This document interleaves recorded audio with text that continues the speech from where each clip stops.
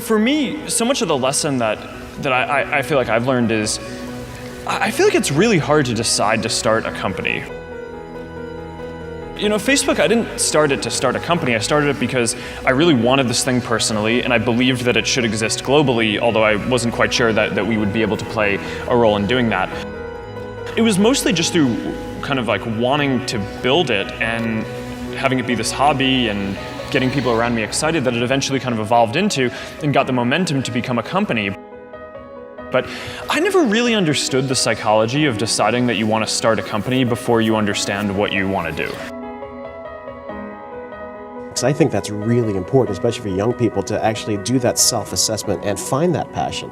Do you have any advice? I think many kids and many grown-ups do figure out over time what their passions are. And I don't think it's that hard. I think what happens though sometimes is that we let our intellectual selves overrule those passions. And so that's what needs to be guarded against. Kids are very good about knowing what their passions are.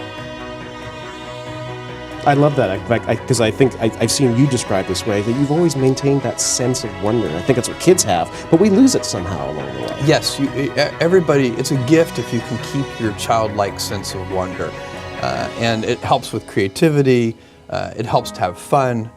You laugh more and play more if you keep that childlike sense of wonder. This gets back to the question of why did we first open at colleges that had competitors? I have this big fear, I think, of getting locked into doing things that aren't actually the most impactful things. To me, this is like the trait that entrepreneurs have, is they just have this like laser-like ability to go find where they can have the most impact. And when you take on a new project, especially if you hire people or start a company, you're doing that project. And there are obviously different ways that it can exit and all that, but I think having the flexibility to explore a lot of different things, which you can do when you're in college, which is one of the amazing things about being in college, is you can work on all these hobbies and code a lot of stuff and try a lot of different things. It's this amazing flexibility that I think most people take for granted. And once you decide, okay, I'm going to start a company and I'm going to do it with someone else, you immediately now need to convince someone else if you want to change your mind on something. And I think people really undervalue the option value and flexibility. What we're really focused on is thinking long term, putting the customer at the center of our universe, and inventing. Those are the three big ideas. I don't think that you can invent on behalf of customers unless you're willing to think long term, because a lot of invention doesn't work.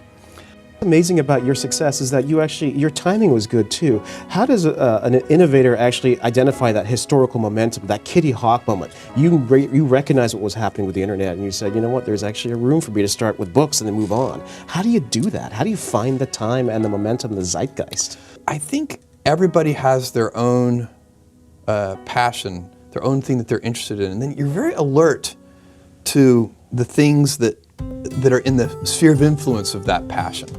So your passion has led you to change the world, frankly, with Amazon. But yet you've got Blue Origin, you've got Bezos Explorations. Why can't somebody like you just rest on your laurels? Go play golf. Well, I love what I do. I also have 4 kids. I have a wife that I love.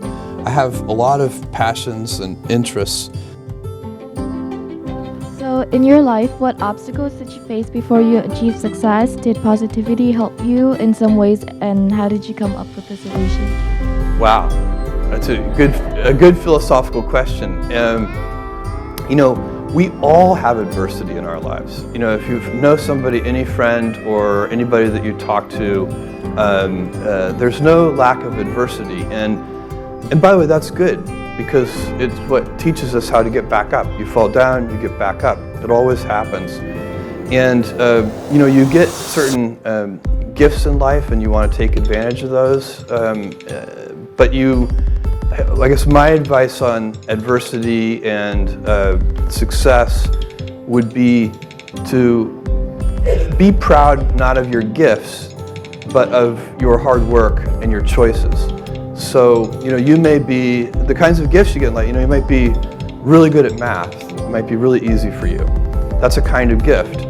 But practicing that math and taking it to the next step, that could be very challenging and hard. and take a lot of sweat. That's a choice. You can't really be proud of your gifts because they were given to you. You can be grateful for them and thankful for them. But your choices, you choose to work hard. You choose to do hard things. Those are choices that you can be proud of.